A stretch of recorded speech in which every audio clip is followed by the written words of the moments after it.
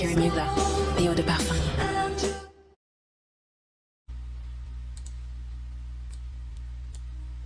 We will see that in the Holy Bible, the eye is symbolic of 1. Light, 2. A lamp, 3. A spirit, and 4. Even an angel. We want to understand this sort of symbolism because it surrounds us in the world we live in, and this symbolism is used by our adversaries to communicate with one another. We do not want to be ignorant of their devices. You may not believe everything I tell you by the end of this video, but that's fine. Let God be true and every man a liar. What matters is that you understand, if nothing else, that Jesus Christ is the true light. We read, and I said, what is it? Now this is Zechariah speaking to an angel. He's being shown a vision. And the angel says to him, this is an ephah that goes forth. And he said, moreover, this is their resemblance through all the earth. And behold, there was lifted up a talent of lead. And this is a woman that sitteth in the midst of the ephah. And he said, this is wickedness. And he cast it into the midst of the ephah, and he cast the weight of lead upon the mouth thereof. That was Zechariah chapter 5, verse 6 through 8. So he also says in this chapter and verse that this woman is wickedness. And another word for wickedness is evil and iniquity. And, well, you can think of some. But moving on to resemblance, getting into the definition of resemblance. In blueletterbible.com is H586N. And that is probably a primitive word, an eye, literally or figuratively. By analogy, a fountain, or as the eye of the landscape, affliction, outward appearance, before, think, best color. So, I mean, for the most part, it's an eye. You see down here also at the first definition of it is eye. Going back to Zechariah 5, we see the angel says this is their resemblance. So, in other words, this is their eye throughout all the earth, or through all the earth. So this woman is this evil woman, this wickedness is the eye. So that makes you automatically think about the Illuminati, right? In the all-seeing eye. So this angel says that this woman is the eye. So in Matthew chapter 6, verse 22 through 23, we read, the light of the body is the eye. If therefore thine eye be single, thy whole body shall be full of light. But if thine eye be evil, thy whole body shall be full of darkness. If therefore the light that is in thee be darkness, how great is that darkness? So we see here that the light of the body is the eye. So you can reverse that and say, well, the eye is the light. So the light of the Illuminati is the eye. And the eye, as we just read, is a woman. The word light is in the Strong's G3088, linknos, a portable lamp or other illuminator, literally or figuratively, candle, light. Now keep these words in mind too, candle and light, because they come into play. Of the body is the eye. If therefore thine eye be single, thy whole body shall be full of light. But if thine eye or thy light be evil, thy whole body shall be full of darkness. If therefore the light that is in thee be darkness, how great is that darkness? That was Matthew 6, verse 22 to 23 again, through 23. And back to Zechariah. And he said, this is their resemblance, their eye or their light through all the earth. And this is a woman that sitteth in the midst of the ephah. And he said, this is wickedness, evil. And he cast it into the midst of the ephah and cast the weight of the lead on the mouth thereof. So I hope I'm not losing anybody here. The light or eye is described as a woman, Zechariah 5. That means the Illuminati eye is a woman, and she is called wickedness. Their eye is wickedness, therefore their whole body is full of darkness.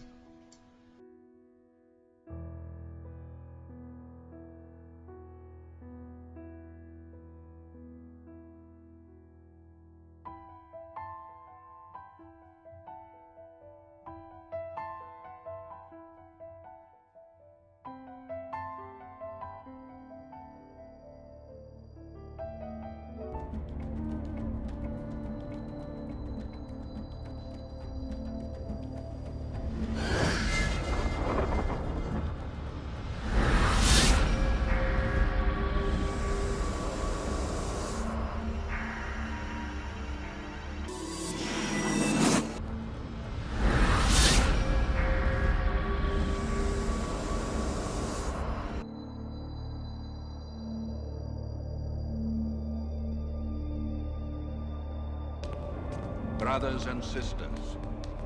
Today is the 15th of May, the first day of the planetary alignment. And we are still no nearer to discovering the location of the key. It seems we are running out of time. Trust me.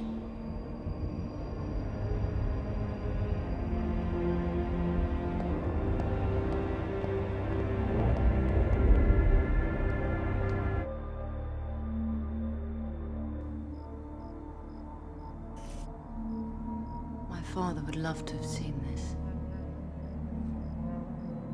Tonight, Pluto and Neptune align with Uranus. It's the first stage of the alignment of all 9 planets, culminating in a full solar eclipse. It only happens once every 5,000 years. When is the date? The exact alignment of planets necessary to activate the triangle only occurs once every 5,000 years. And that proved to be just long enough for little Lara Croft to grow up and to find it.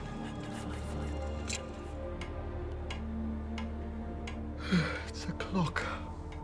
I found it last night. It was ticking. Steaming sump oil.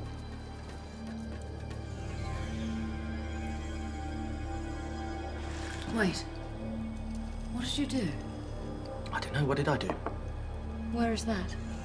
I don't know, I just took my hand off the fiber optics.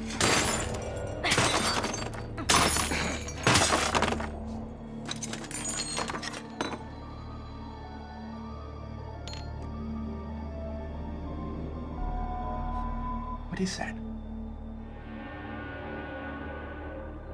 The all-seeing eye.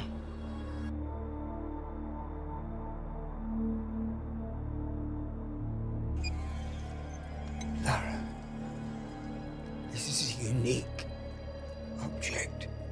Only one of the dials is working. It glows, like the eye, less so. But it seems to be getting brighter. And it's also running backwards. Like it's not so much keeping time, but counting down to something. Yes. And look at the back. It's as though it fits into something. Almost like a key.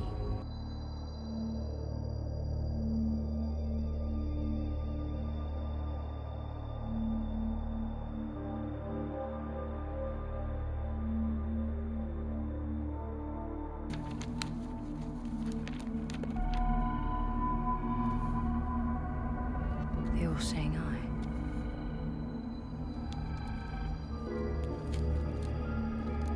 My darling daughter, I knew you'd figure this out. The clock is the key, Lara.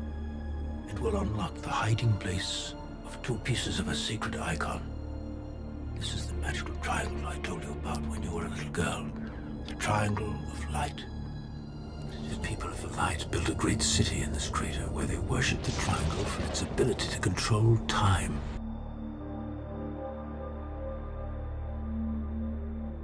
It gave its possessor a power that could be used for good or great evil. Their abuse of this power led to the destruction of the city.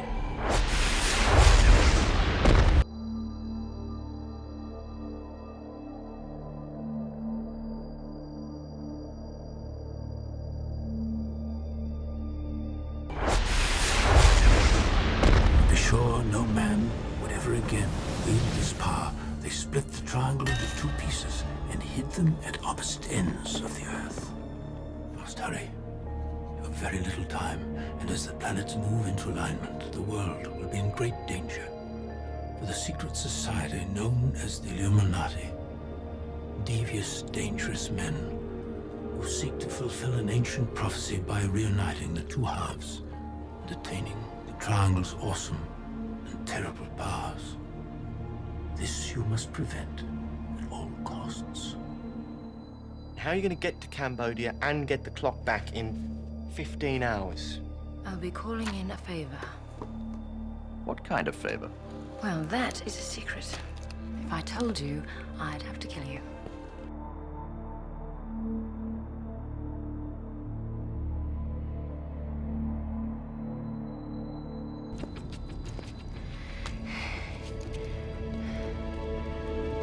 Remember, what we are looking for is hidden not only in space, but also in time.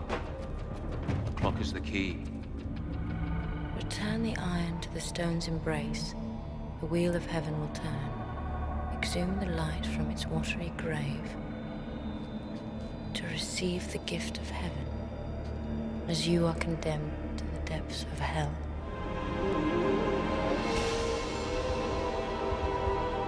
60 seconds to go. 59, 8, 7, 6, 0.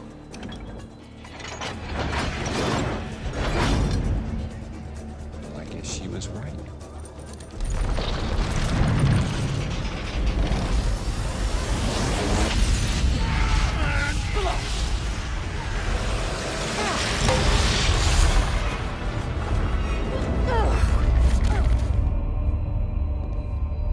Good evening.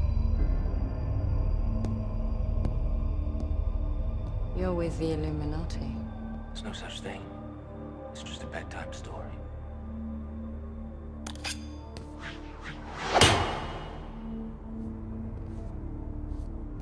Illuminati. The people of the light. In fact, I now sit exactly where your father sat. I don't believe you. My father was not with the Illuminati, he would have told me. He had a great many secrets. Not from me.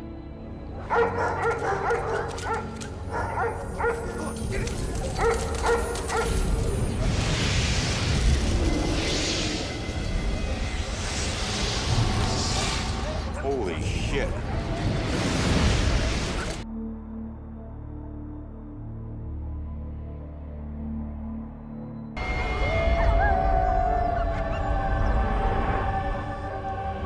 We will now unite these two parts, the past and the present.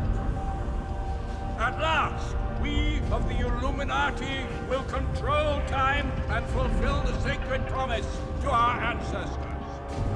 Soon, the entire world... Enough of this twaddle. ...of our brothers.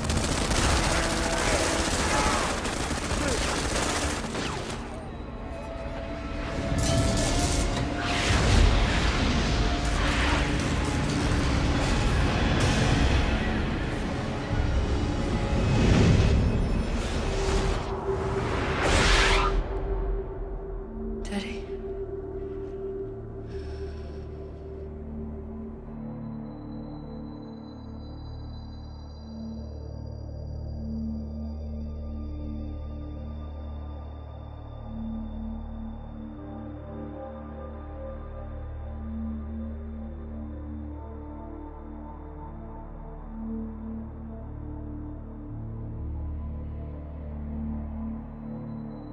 We can't change time.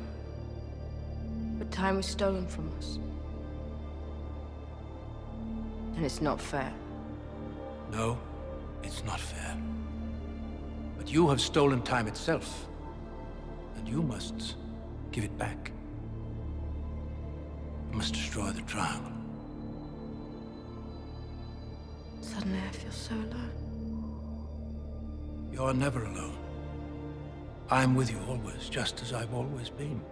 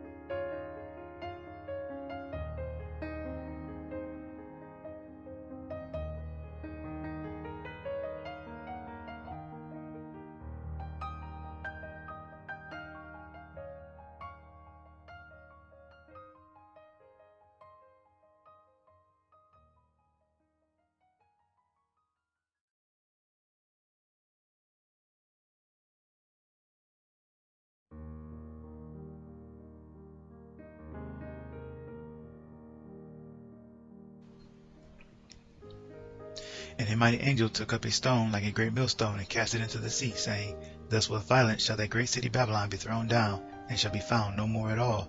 And skipping some, and the light of a candle shall shine no more at all in thee, and the voice of the bridegroom and of the bride shall be heard no more at all in thee. For thy merchants were the great men of the earth, for by thy sorceries were all nations deceived. So the light of a candle shall shine no more at all in thee. And so we know that the light is the eye, and a light and candle are basically interchangeable. A light and a candle and also a lamp is probably interchangeable here. For the lips of a strange woman drop as a honeycomb, and her mouth is smoother than oil. Oil goes in a lamp, but her end is bitter as wormwood, sharp as a two-edged sword. Proverbs chapter 5, verse 3 through 4. And the third angel sounded, and there fell a great star from heaven, burning as it were a lamp. And it fell upon the third part of the rivers, and upon the fountains of waters. And the name of the star is called Wormwood. And the third part of the waters became wormwood, and many men died of the waters, because they were made bitter. Revelation chapter 8, verse 10 through 11. So we have, I've brought this point up many times before. The oil is of course, is tied to a lamp, and a lamp is synonymous with a candle and a light. And so we have this strange woman being connected pretty profoundly, in my opinion, to wormwood. And as I also pointed out in videos past, that Miriam's name, or the Virgin Mary's, Mary the mother of Jesus, her name is Miriam, means, if you break it apart, Mar and Yam means bitter sea or bitter water, and it also means rebellion. They're always worshiping wormwood and her meteorites, or also known as falling stars. Deuteronomy 31, verse 31. For their rot is not as our rot, even our enemies themselves being judges. And God said unto Moses, skipping some, Thou shalt say unto the children of Israel, I am has sent me unto you. This is my name forever. Now, as you can see, I skipped some to save space, but you can go back and read this in Exodus chapter 3, verse 14 through 15. So you can see that everything is there. In Isaiah 45, verse 5, we read, I am the Lord, and there is none else. There is no God beside me. So the Most High says, I am is his name, and there is no other God beside him. In Isaiah 47, verse 1 through 10, we read, and I will cut some out to save space. Come down and sit in the dust, O virgin daughter of Babylon. Sit on the ground, there is no throne. Thou hast said in thine heart, I am, and none else besides me. So, the Most High says his name is I am. The virgin daughter of Babylon says, I am. The Most High says, there is no God beside me, or there is none else, and there is no God beside me. And the virgin daughter of Babylon says, there is none else beside me. So knowing the woman or the eye in Zechariah is wickedness, evil, I now understand where the concept of the evil eye really comes from. The Hamsa hand, or hand of Fatima, or hand of Mary, also called the hand of Miriam, but I didn't put that in there, is worn for protection against the evil eye. Ironically, the evil eye belongs to the same goddess that it was supposed to protect you from, given that the all-seeing eye was originally a trait of the goddess.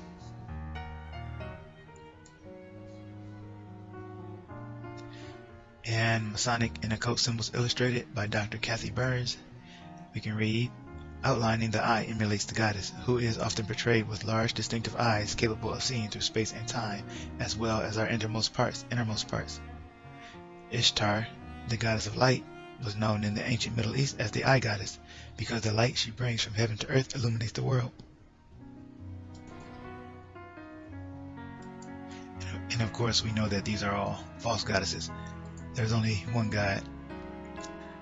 The Egyptian goddess Mat originally possessed the all-seeing eye, which later was transferred to Horus. In Syria, the goddess Mari had large, strong eyes that could see deep into the human soul. The goddess's ability to see and know all things became a terrifying concept in patriarchal times, and her mystical eye was turned into the evil eye, associated during the time of the Inquisition with witches. So once again, the evil eye is tied to this false goddess. on Ancient Egypt Online, we can read about Wadjet. Wadjet was one of the goddesses given the title Eye of Ra, connecting her to Bast, Hathor, Sekhmet, and Tefnut, amongst others. In fact, the symbol of the Eye of Ra was often called the Wadjet. So if you search Wadjet into a search engine, you'll get the Eye of Ra, because Eye of Ra is a goddess. By the end of the pre-dynastic period, she was considered to be the personification of Lower Egypt, rather than a distinct goddess, and almost always appeared with her sister Nekhbet, who represented Upper Egypt. The two combined represented the country as a whole.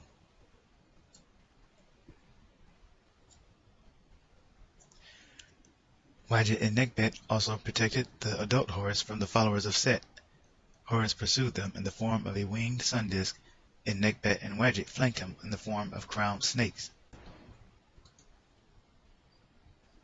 There is also a suggestion that she was very closely linked to the principle of Mat, who represents justice or balance.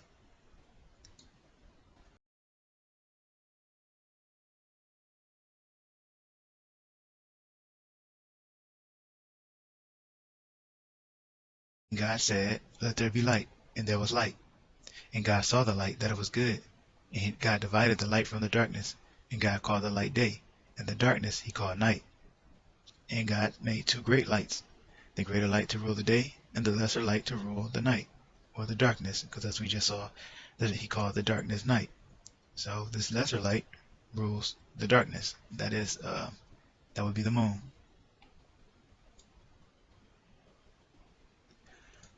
For we wrestle not against flesh and blood, but against principalities, against powers, against the rulers of darkness of this world, against spiritual wickedness in high places. Ephesians chapter 6, verse 12. As we know, wickedness is a woman. And we wrestle here, as it says in Ephesians 6, against the rulers of the darkness. And the ruler of the darkness is, well, it would happen to be the moon. So it's no wonder the Illuminati has made the nocturnal owl their mascot. This predatory fowl has the ability to see better than most creatures in the world, even in the darkness of night. One might even call it a ruler of the darkness. And the owl has a universally understood relationship to the goddess, or the evil eye, light of darkness.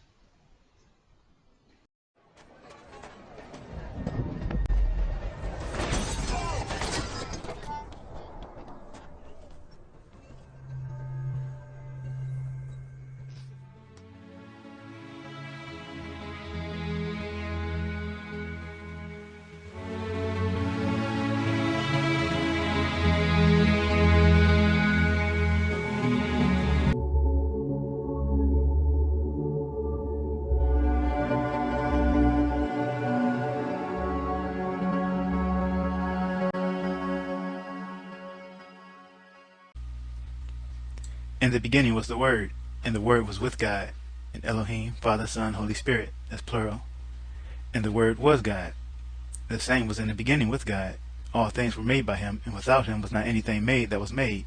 In him was life, and the life was the light of men. And the light shineth in the darkness, and the darkness comprehended it not. That was the true light, which lighteth every man that cometh into the world. He was in the world, and the world was made by him, and the world knew him not. He came unto his own, and his own received him not. But as many as received him, to them gave he power to become the sons of God, even to them that believe on his name, which were born not of blood, nor of the will of the flesh, nor of the will of man, but of God. John chapter 1, verse 1 through 13. And forgive me, I missed the number there. This is the only gnosis that will save you, and gnosis means knowledge. The Gnostics believe that a different kind of knowledge will save you. For God so loved the world that he gave his only begotten Son, that whosoever believeth in him should not perish, but have everlasting life. For God sent not his Son into the world to condemn the world, but that the world through him might be saved, through him. He that believeth on him is not condemned, but he that believeth not is condemned already, because he has not believed in the name of the only begotten Son of God. And this is the condemnation, that light is come into the world, and men love darkness rather than light, because their deeds were evil. For everyone that doeth evil hateth the light, neither cometh to the light, lest his deeds should be reproved. But he that doeth truth cometh to the light, that his deeds may be made manifest, that they are wrought in God. John chapter 3, verses 16 through 21.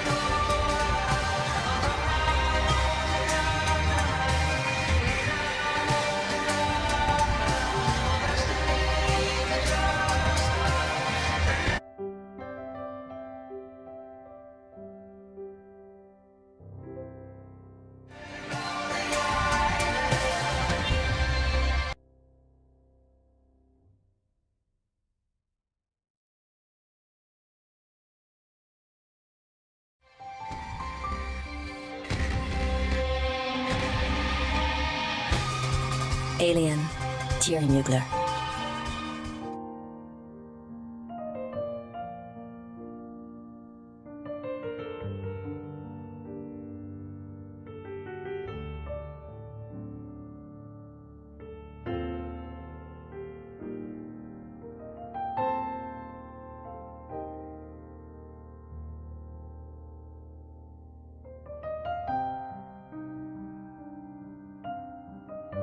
The eye within the pyramid as their symbols. We look at this and we can only guess as to what it means. The eye is also referred to as the all-seeing eye and the eye of God.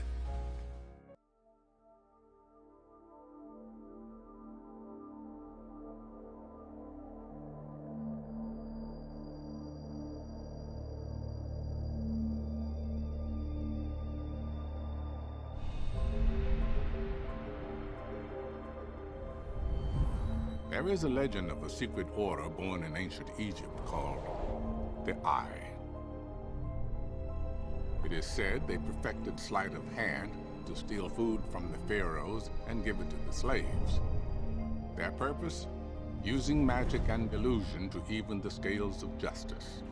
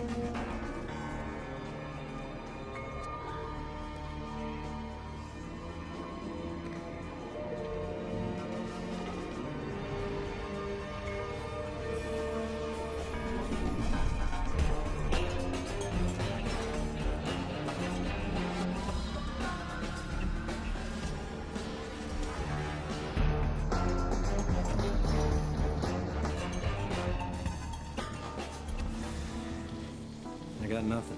Okay, thank you. Thank you for the delay. No, I'm just trying to create the space for wisdom. Okay, so you're like Buddha, if he wasn't so enlightened. Oh, and you're like Jesus if he was arrogant and all of his miracles were fake. Who do you think did this? I don't know, but I really want to meet them. It's a show.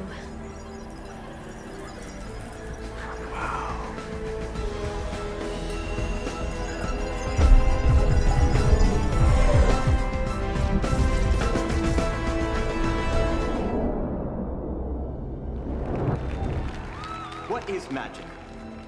Our argument, nothing but targeted deception. So I want you to look. Look as closely as possible. Because the tricks you are about to see may not seem connected, but we assure you they are. Is what follows 100 different tricks? Or is it one giant illusion?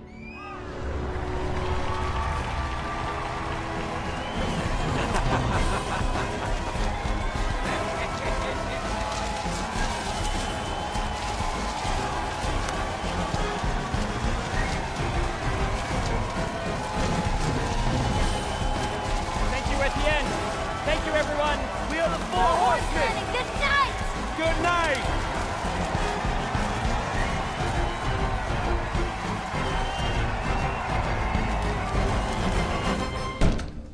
FBI! Hands where I can see him. Let's go. Get him up. Come on. Phenomenal. Let's go. Get him up. Let's go. Get him up. Come on. Phenomenal.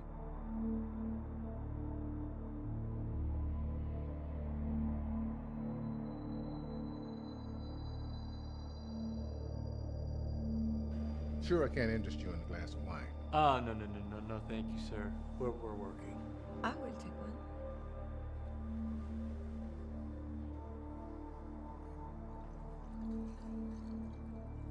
Wow, that's incredible. That's amazing. Red dye, palmed. Is that how Jesus did it? That's incredible.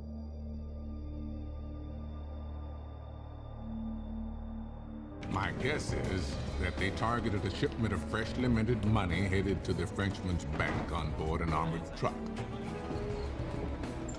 Which, of course, is just as hard to break into, unless you're already inside.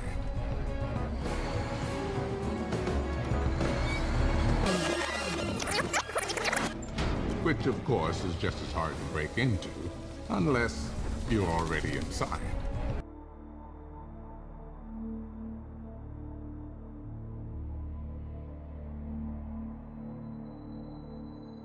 I thought you said you were a desk agent. What is this? What's the Eye of Horus? Oh, certainly nothing I want to get into tonight. You're dismissive enough about me when you're sober. Find your way back yourself.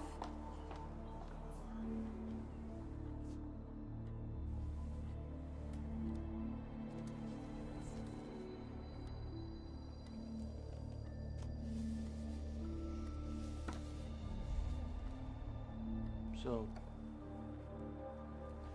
what's this all about? Supposedly, if you buy into it, the Eye are the keepers of real magic and the protectors of those who practice it. Candidates for initiations must follow a series of commands with blind obedience. According to these, they only take new people twice a century. So what, the horsemen are doing these shows in order to get into this thing?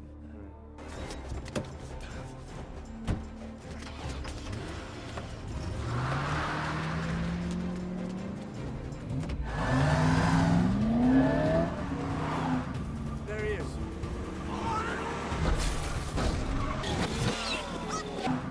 There he is.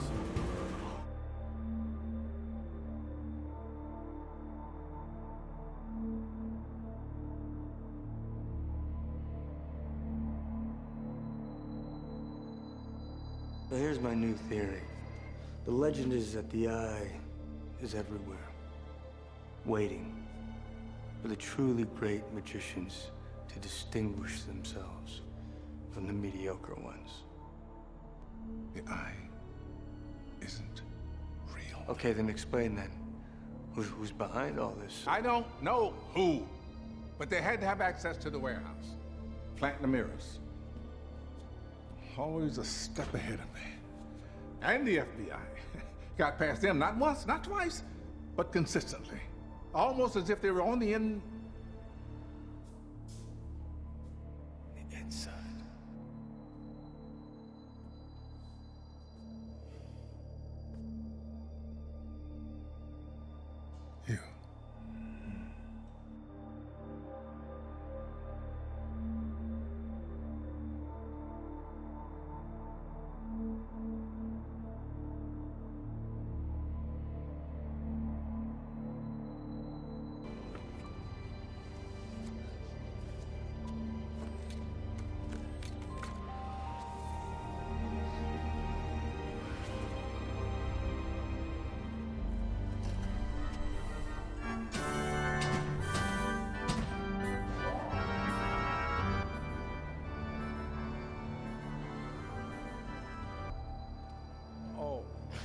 God.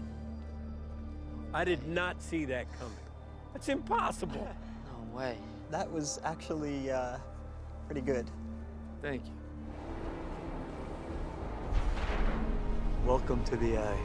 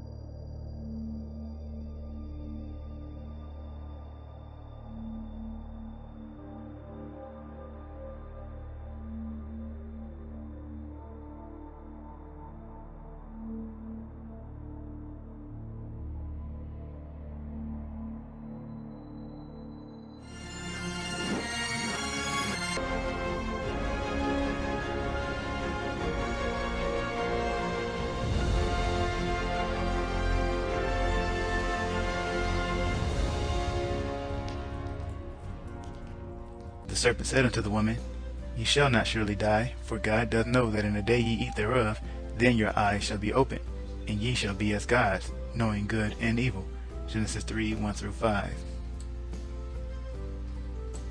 So these people who do their deeds in secret believe the lie of the serpent, who we call Satan.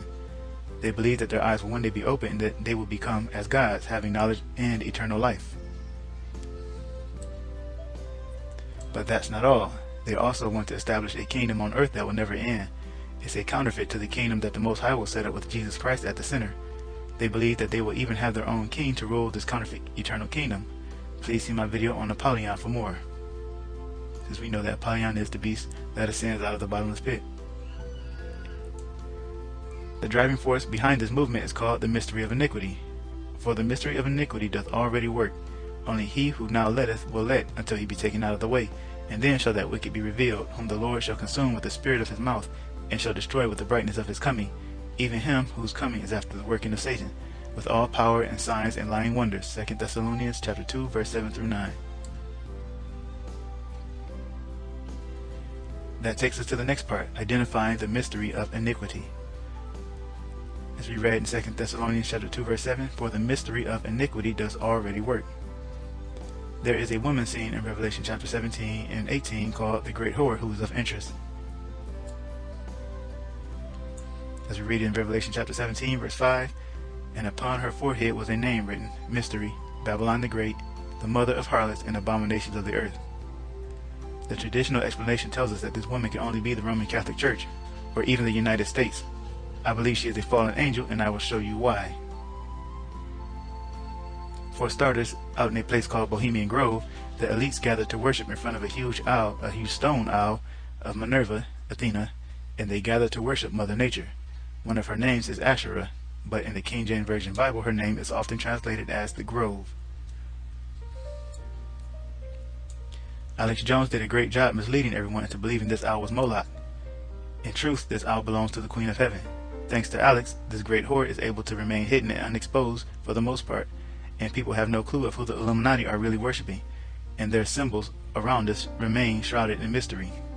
For beauty is eternal, and we bow to beauty everlasting. For lasting happiness, we turn to one alone, and she surrounds you now. Great nature, refuge of the weary heart, and only balm for breasts that have been bruised. She hath cool hands for every fevered brow, and gentlest silence for the troubled soul. The tonsils are most wide. She healeth well, having such ministries as calm and sleep. She is ever faithful.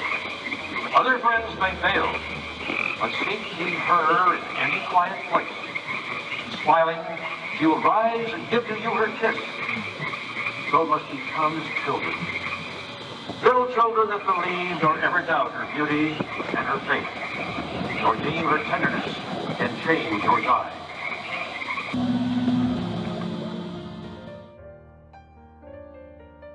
Great Nature is what they called her, but most of us call her Mother Nature. It's time for her to be exposed so that we won't be taken in by this coming great deception.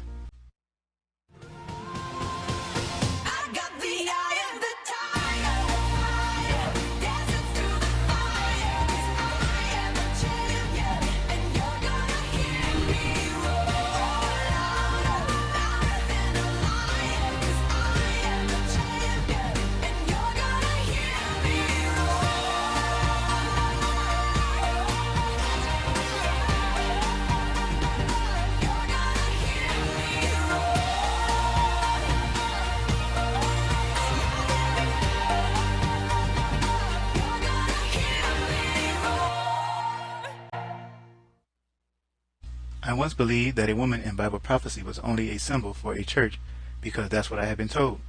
But after doing my own study, I found many flaws with this traditional viewpoint.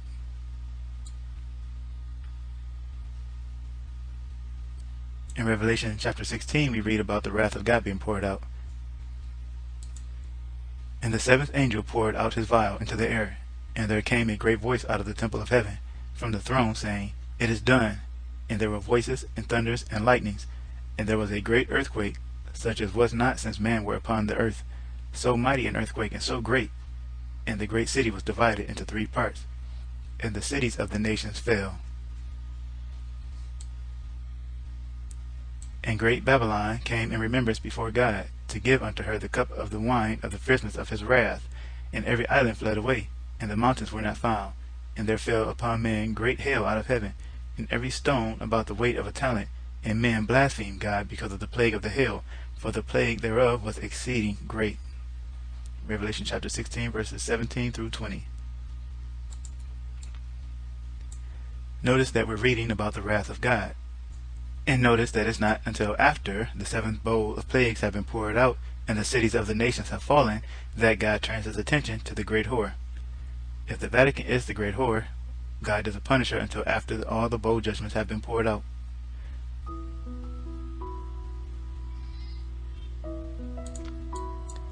And there came one of the 7 angels which had the 7 vials, and talked with me, saying unto me, Come hither, I will show unto thee the judgment of the great whore that sitteth upon many waters, with which the kings of the earth have committed fornication, and the inhabitants of the earth have been made drunk with the wine of her fornication. And I happen to believe that reference of the kings of the earth, I happen to believe that is the Illuminati. So he carried me away in the spirit into the wilderness, and I saw a woman sit upon a scarlet-colored beast. And the woman was arrayed in purple and scarlet color, decked with gold and precious stones and pearls, having a golden cup in her hand, full of abominations and filthiness of her fornication. And upon her forehead was a name written, Mystery, Babylon the Great, the mother of harlots and abominations of the earth. And I saw the woman drunken with the blood of the saints, and with the blood of the martyrs of Jesus. And when I saw her, I wondered with great admiration. Revelation chapter 18, verse 1 through 6. Now, I'm not saying that the whore can also be the Roman Catholic Church. I'm just saying that she could also be a fallen angel. I believe this great whore also appears in Zechariah chapter 5. Let's look at her and see how she relates to the Illuminati, or the mystery of iniquity. In Zechariah chapters 1 through 5, the prophet sees a series of visions. A few of them have to be explained because symbolism is used. In chapter 5, however, Zechariah sees a vision that perplexes many readers because there is no symbolism used, but it goes against so much of what we've been taught to believe. I'm talking about the woman in the basket. And I said, What is it? And he said, This is an ephah that goes forth. And he said, Moreover, this is their resemblance through all the earth. And behold, there was lifted up a talent of lead, and this is a woman that sitteth in the midst of the ephah. And he said, This is wickedness. And he cast it into the midst of the ephod, and he cast the weight of lead upon the mouth thereof. That's Zechariah chapter 5, verse 6 through 8. And for anyone who has trouble understanding, when the angel says, the ephod is a basket, and there is a woman in the basket. And when you read that he cast it into the midst of the ephod, the it refers to the woman. But since the word wickedness was, he said, this is wickedness, and it is immediately followed by he cast it into the midst of the ephod. It's called an it because the subject was wickedness, not the woman, but the woman is wickedness. So it would have said her, but wickedness was what was being referenced. So he cast it into the midst of the basket.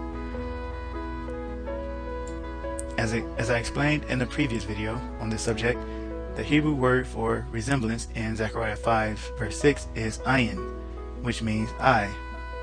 The woman is the eye of those who work iniquity. She is the evil eye of the Illuminati. I want to explore more symbolism of the eye so that we can know more about this woman. We read in Zechariah chapter 3 verse 8 through 10. Hear now, O Joshua the high priest, thou and thy fellows that sit before thee, for they are men wondered at. For behold, I will bring forth my servant the branch, who is Jesus. For behold, the stone that I have laid before Joshua, upon one stone shall be 7 eyes. Behold, I will engrave the graving thereof, saith the Lord of hosts, and I will remove the iniquity of the land in one day. In that day, saith the Lord of hosts, ye shall call every man his neighbor under the vine, which is Jesus again, and under the fig tree, which is Jerusalem. So we read that it would be 7 eyes on this one stone. In Zechariah chapter 4 verse 2 through 10, and he said unto me, What seest thou? And I said, I have looked, and behold, a candlestick of gold, with a bowl upon the top of it, and his 7 lamps thereon, and 7 pipes to the 7 lamps, which are upon the top thereof. For who hath despised the day of small things? For they shall rejoice and see the plummet, the stone, and the hand of Zerubbabel, with those 7. They are the eyes of the Lord, which run to and fro through the whole earth. So those 7 lamps were the eyes of the Lord, and the horns were that was what the oil was draining through. It's not musical horns. It was the outlets for the oil.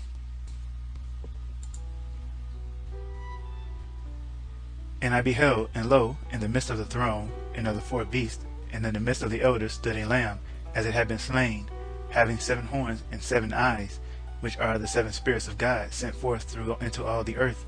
Revelation chapter 5 verse 6. So once again we see that eyes are symbolic of spirits.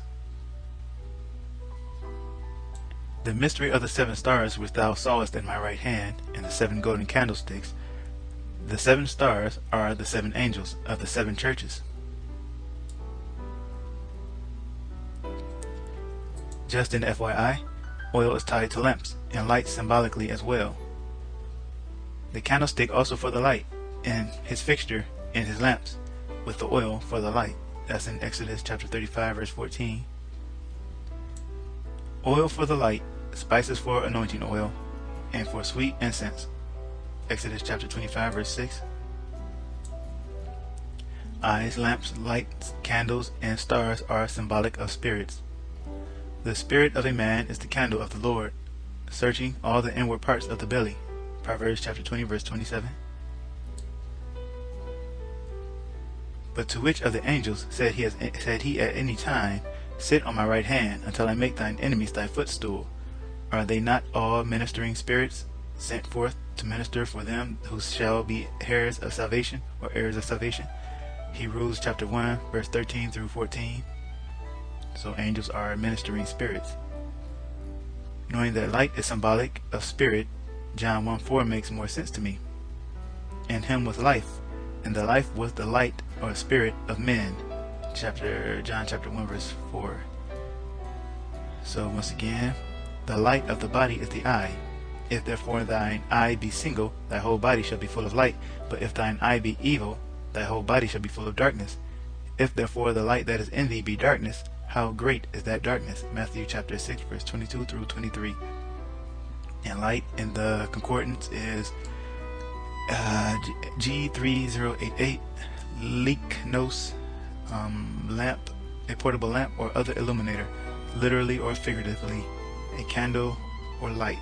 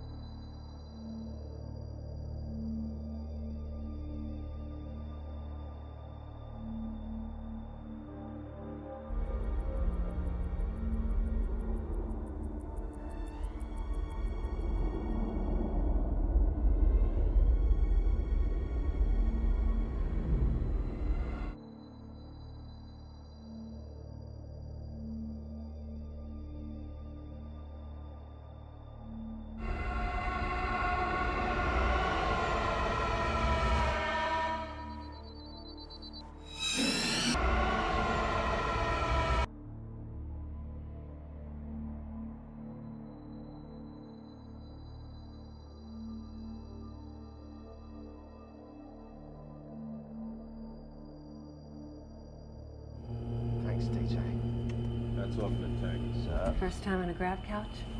Yeah. Uh-huh. I think the captain has some kind of a problem with me.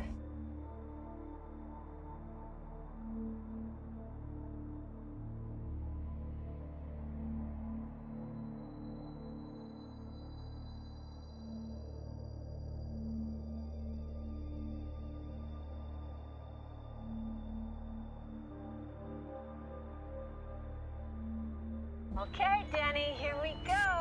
Happy birthday. Okay, Danny, here we go. Happy birthday.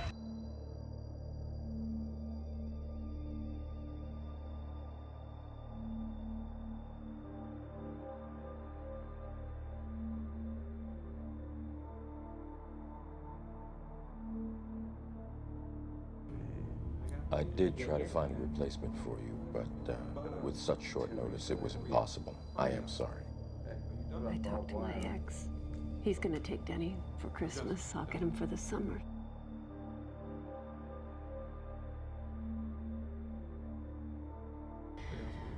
Everything's all right. Ready! Excuse me, ladies and gentlemen. In approximately 2 hours and 23 minutes, we'll be arriving in...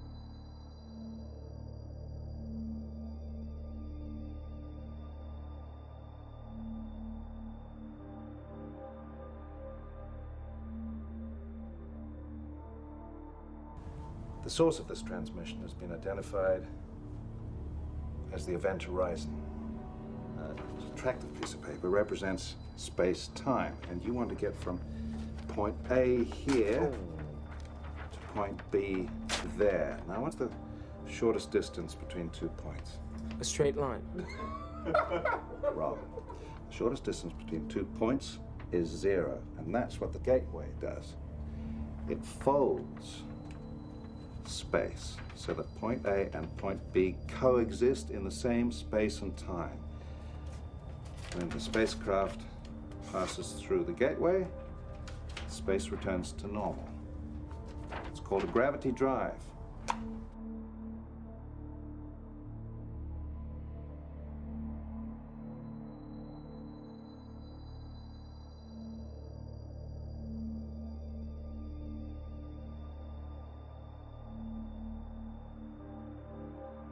Make your approach vector negative 14 degrees. 14 degrees. We have a lock on Event Horizon's navigation beacon. She's in the upper ionosphere and it...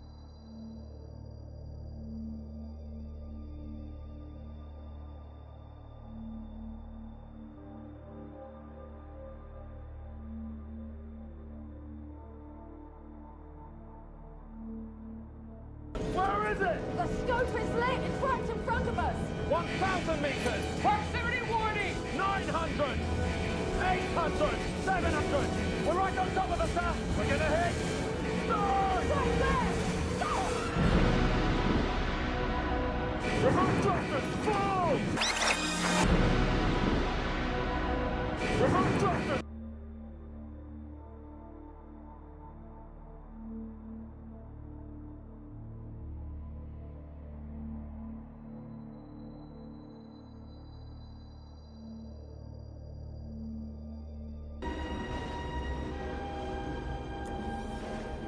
Jesus.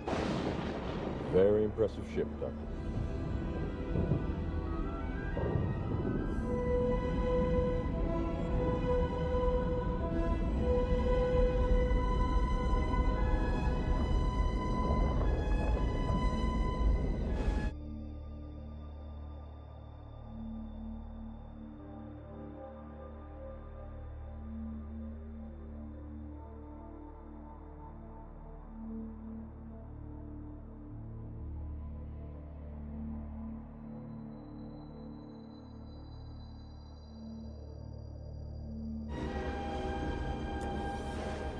Jesus.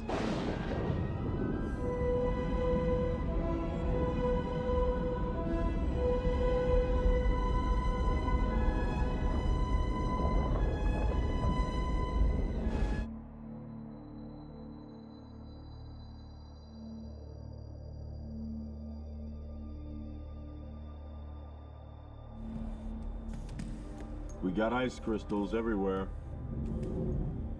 That's the central corridor that you're in now. It connects the personnel areas at the front of the ship to engineering at the rear. Mr. Justin, you take engineering. Yes, sir. Peters and I'll take the forward deck.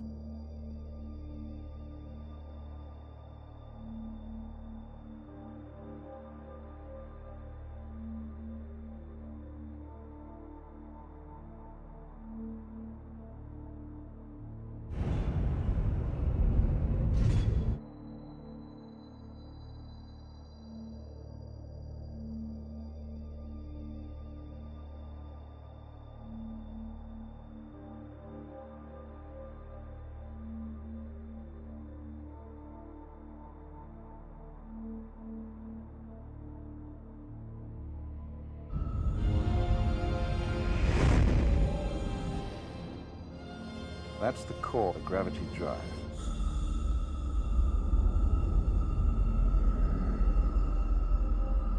The heart of the ship.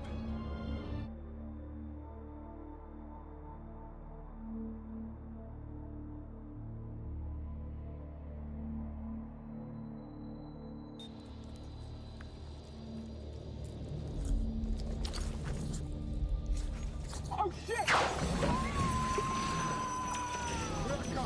Here it comes! Hold on, baby bear! I'm almost there. Almost there. All right. Oh.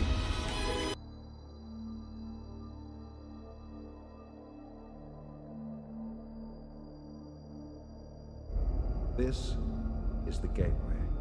Now, these three magnetic rings, when they align, it creates an artificial black hole, which allows the ship to travel to any point in space. So if Mr. Justin was sucked through your gateway, he could have gone wherever the event horizon's been. Theoretically, yes, but as I told you before, the gateway...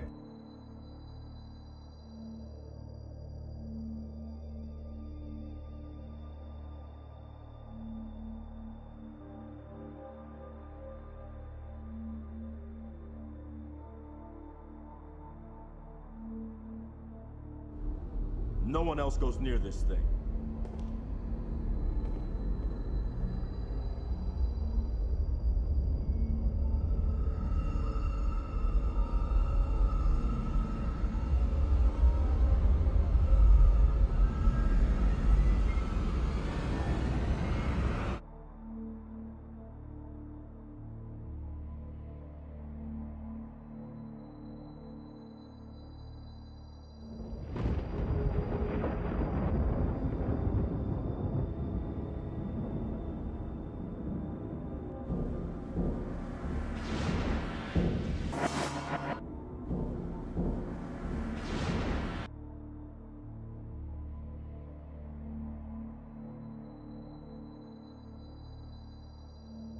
It's the final entry in the ship's log. I want to say how proud I am of my crew. I'd like to name my station heads: Chris Chambers, Janice Rubin, Ben Fender, Dick Smith.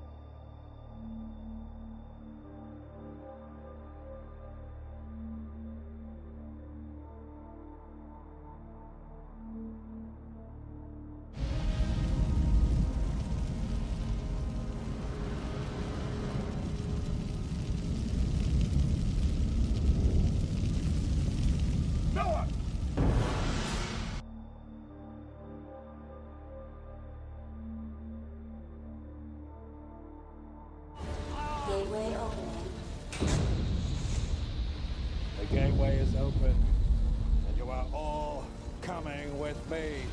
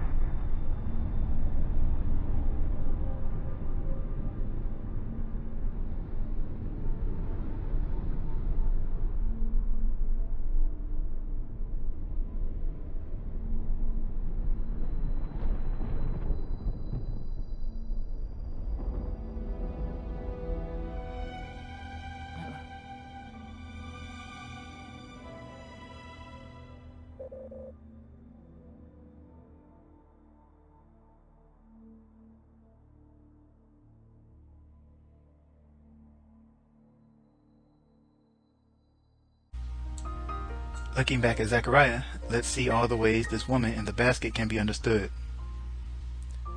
And I said, what is it? And the angel said, this is an ephah that goeth forth.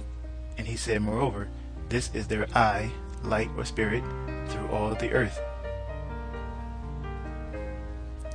At the Bible commentary, thebiblehub.com, under commentaries for Zechariah 5, we see that at the Jamie Fawcett Brown Bible commentary, most of them say the same thing, but this one actually has the definition for resemblance, which literally means eye. And what most commentaries seem to suggest is that Zechariah 5:6 tells us that this woman is the image or appearance of the Israelites in the world because she is a whore. But this verse doesn't actually give us the description of the woman. So how can we make the assumption that she's a whore or a harlot?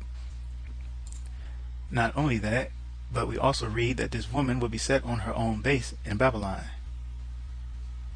Without a description, how can we assume that the woman in the basket is a whore or even a church? I often ask what the other two women who appear are supposed to be symbolic of if a woman in the Bible represents a religion or church. It's my opinion that without an explanation given to us, we should take the scripture literally and not try to claim it's an allegory or a metaphor for something. So as we read in Zechariah chapter 5 verse 9 through 11, then lifted up mine eyes and looked, and behold, there came out two women, and the wind was in their wings, for they had wings like the wings of a stork. And they lifted up the ephah between the earth and the heaven.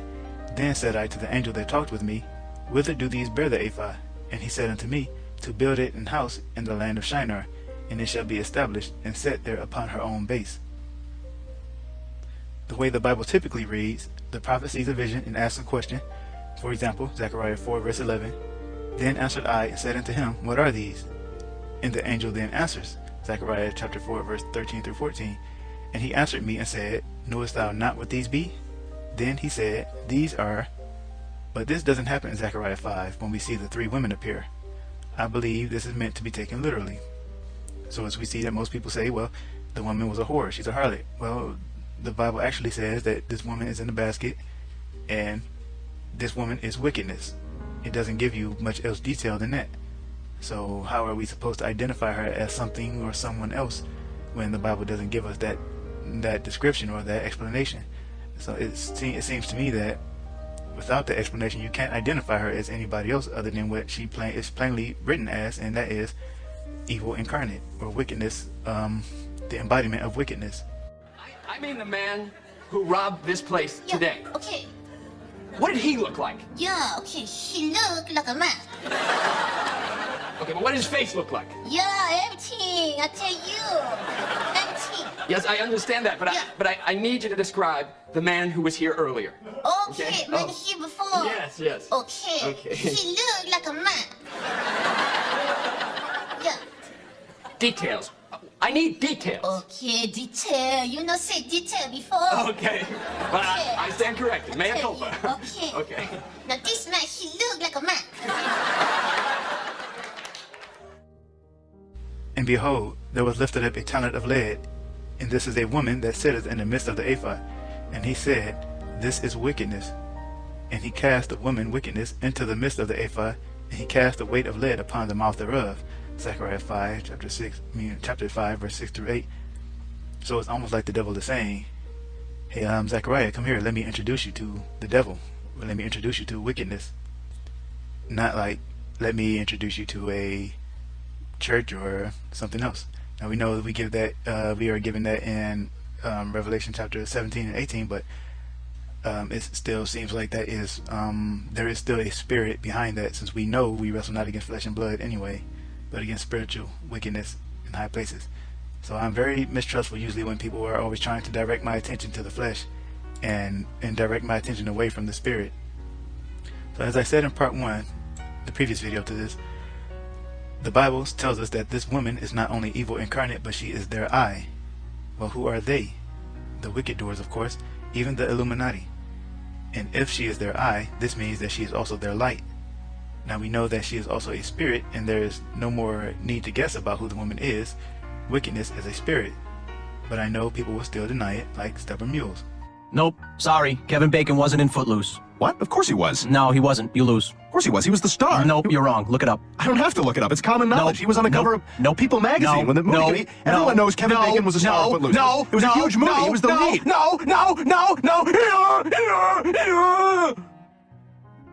I would even go as far as to call her a fallen angel, because angels are spirits too. And yes, they have bodies. All flesh is not the same flesh.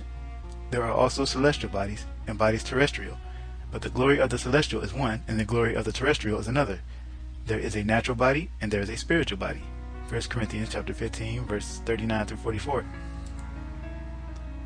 Rather than looking at the flesh and focusing on Rome, I want to look at the power behind the Illuminati, ISIS, or should I say, EYE-SIS. ISIS is very important to the mystery religions.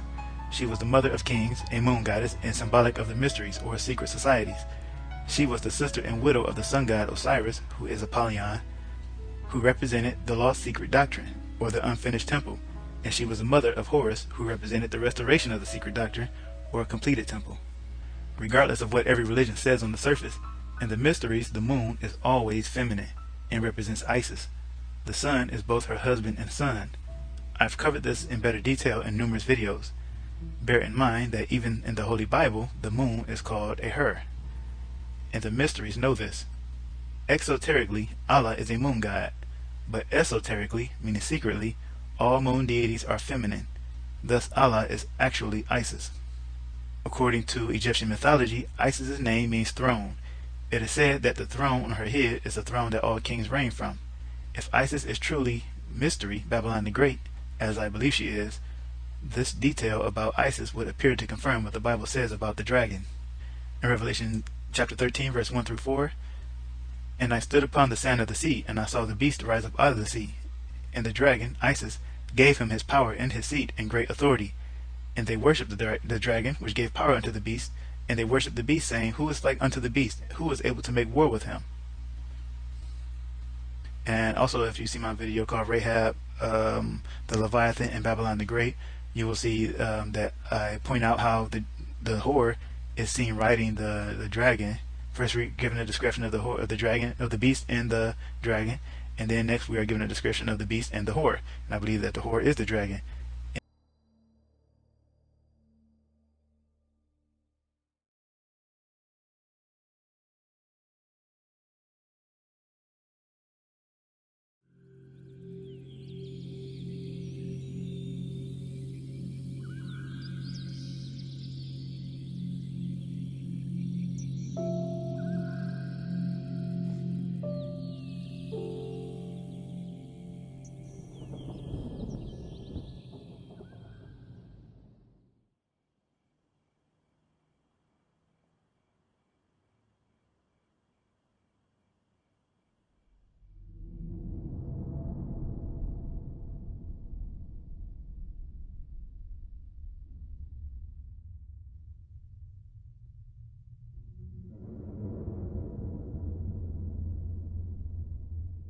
Wake up.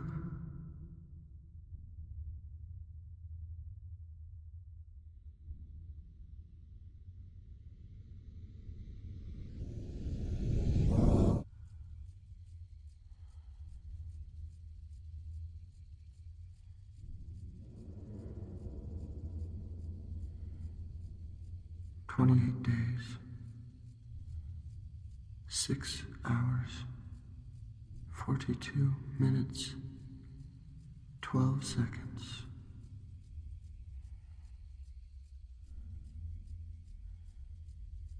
That is when the world will end.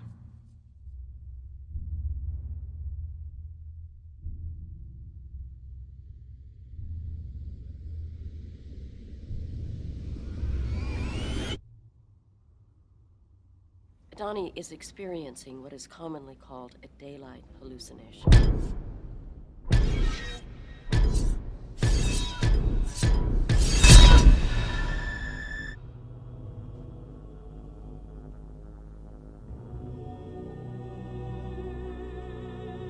What happened to your eye?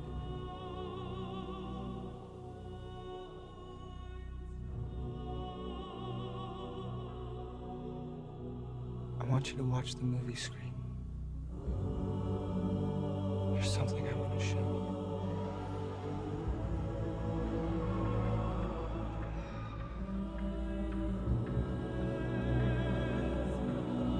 Have you ever seen a portal?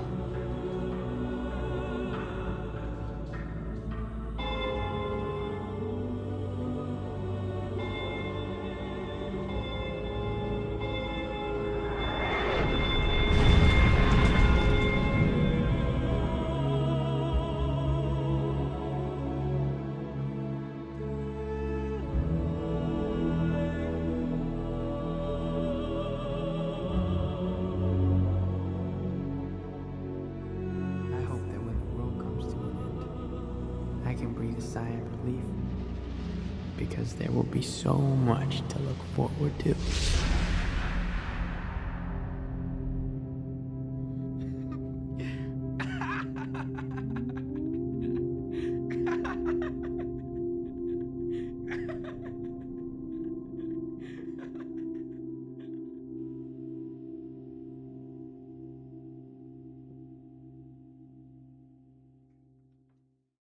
Of the horde giving power and authority to the beast that ascends out of the bottomless pit is even shown in video games such as God of War 3.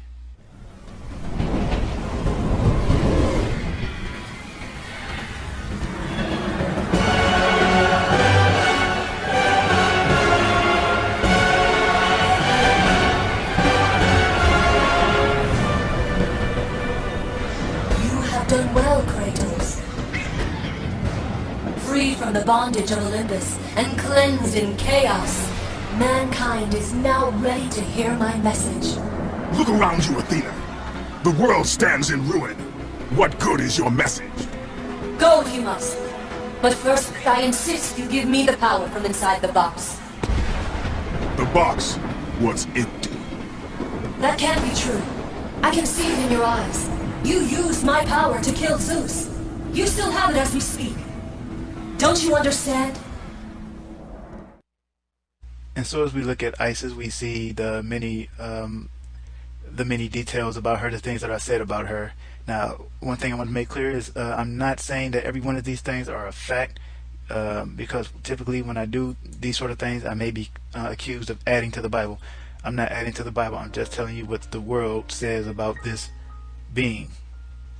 And I believe it just happens to confirm what is written in the Bible. So Isis is, as you see Isis sitting on her little chair, we can break down each symbol here. We have the cow horns. The cow horns and sun resemble the star and crescent moon symbol of the great goddess. They also came about because she was fused with the cow goddess Hathor. But the horns with the sun inside resembles the crescent moon and the star. This goddess worship to be worshipped alongside her son. The most persistent myth is that Semiramis was the deified queen who was the source of the mother and child worship, but there isn't nearly enough evidence to support this myth.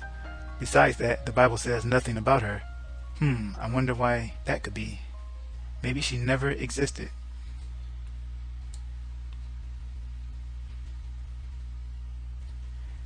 Did you know that there is a goddess named Libertas, who is the embodiment of liberty? In which God do we trust again? Because as you see, often on the coins, you would always have liberty, not far away from "In God We Trust." And the goddess Libertas, or Liberty, is also known as Columbia, and Colombia is called the Spirit of America. Unless you're completely blind, you've seen this mother goddess being worshipped all over the world. Most of us have believed the myth about Semiramis without a second thought and repeated the myth without investigating it for ourselves. I'm doing my best to raise awareness of this possible Semiramis deception that's been perpetrated on us. The truth is, this mother goddess goes all the way back to the pre-flood worship of the sun, moon, and the stars. Not only is this false goddess worshipped as the moon, but she is worshipped as the earth and the star Venus. And the Babylonian embodiment of Venus was the false goddess Ishtar, also known as the Queen of Heaven. All of this is significant because the Queen of Heaven is the god of forces mentioned in the book of Daniel in a prophecy that may have already been fulfilled long ago. However, the Illuminati are still magnifying this goddess today. So in a way, this prophecy is still being fulfilled about the god of forces. And I have a video on that you can see if you want to know more about the god of forces. The statue of Athena in the Parthenon, Nashville, Tennessee is the second largest statue in the United States of America. The largest statue in America is the statue of the goddess Liberty, also known as Libertas. So don't you guys think it's odd how Christians get so worked up over the new statue of Satan in Detroit when Athena and Liberty have both had colossal statues in America for years? See how we've been fooled? Matthew chapter 23 verse 24, ye blind guides which strain at a gnat and swallow a camel. Changing focus just slightly to look at the St. Peter's Basilica, Latin from the Greek basilisque, from feminine of basilikos, royal, from basilius, king. First known use 1541. That's from Merriam-Webster Dictionary, basilica. So you have the Holy of Holies, which is considered the womb, and that is what the dome on top of the building represents. It represents the womb. And so the entrance to the entryway is called the vestibule, in which is named after the goddess Vesta. And so once you go into the womb and you emerge, you are born again. It's no wonder they call the church the Mother Church.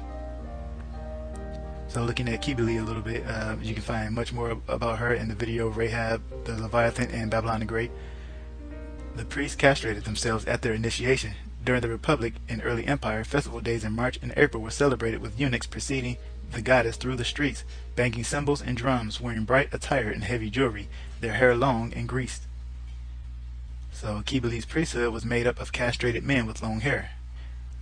And this reminds me of Revelation chapter 9 verse 7 through 8. And the shapes of the locusts were like horses prepared unto battle, and on their heads were as it were crowns of gold, and their faces were as the faces of men, and they had the hair of women. Now I'm not hating, I'm just pointing it out. I'm not saying it's exactly the same thing either, or that's the fulfillment of the prophecy. I'm just pointing it out. So looking into a little bit more symbolism, I've shown the Hamsa hand before, or the hand of Mary, or the hand of Miriam as it's called also, or the hand of Fatima. Hamsa literally means 5. Also the name for the hand-shaped symbol popular throughout the Middle East and North America, commonly used in jewelry, on fabrics, and other decor. I see people have tattoos with this too. Jews call it the hand of Miriam, but they say it's Moses' sister. Christians call it the hand of Mary, Jesus' mother.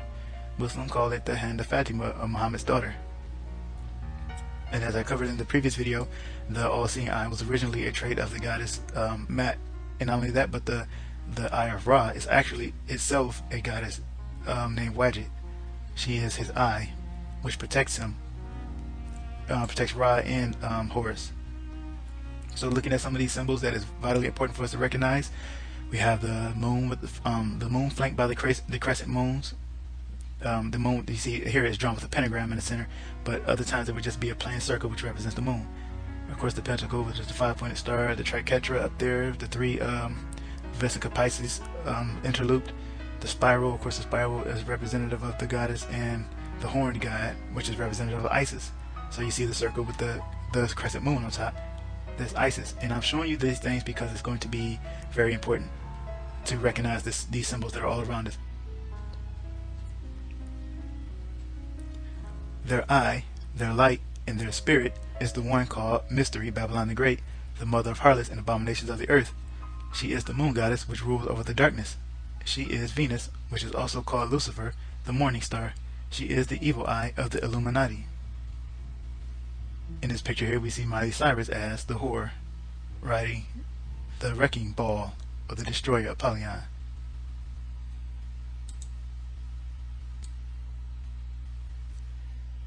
And so that's basically it. Thank you for watching, everyone. Please check out the video before this as well, because I explained some more of this stuff, but in maybe some things in better detail. And so please don't skip it. I noticed that some people watch one part and not the other, but I would appreciate it if you all watch both parts. And so I'm not exactly begging for people to watch this, but if you want to know that I'm not just making stuff up, you should actually see the evidence that I have.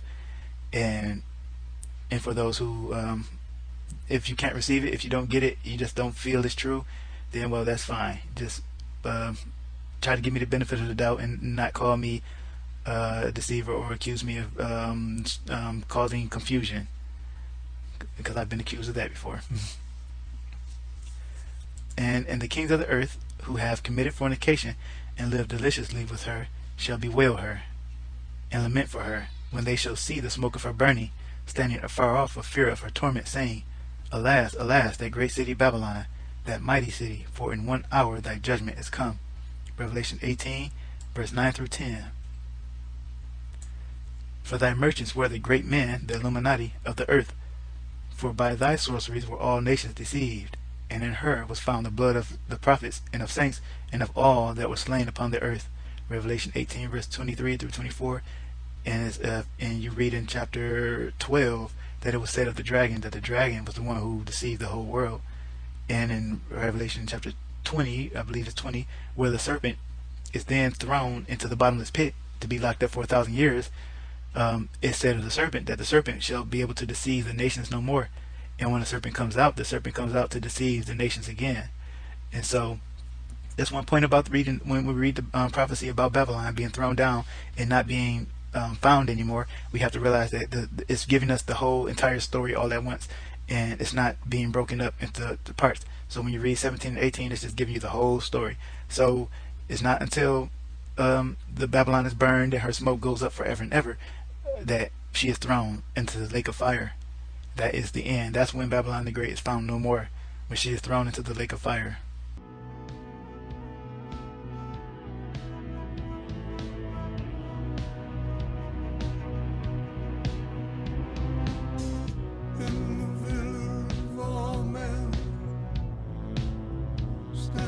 Solitary candle.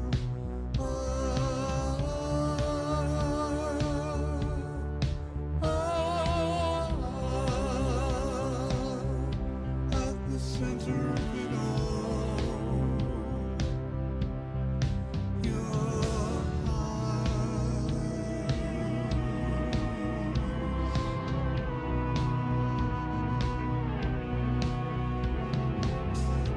On the day of execution,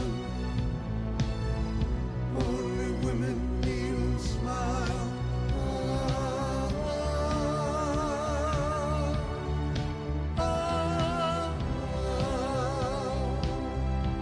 At the center of it all,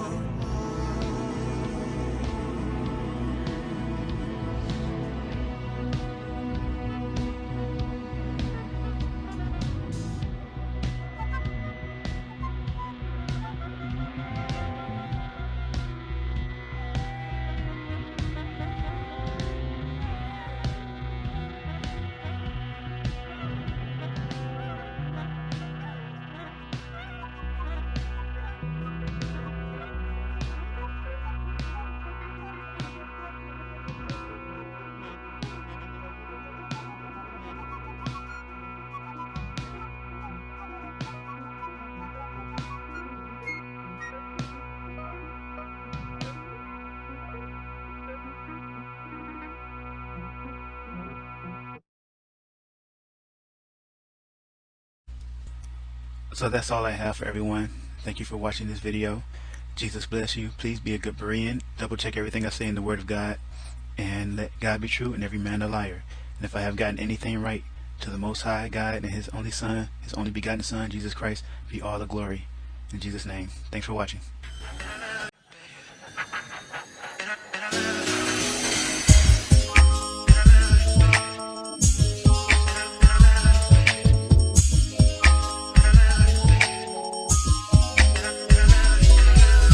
An angel has always been thought to be one of God's most precious works.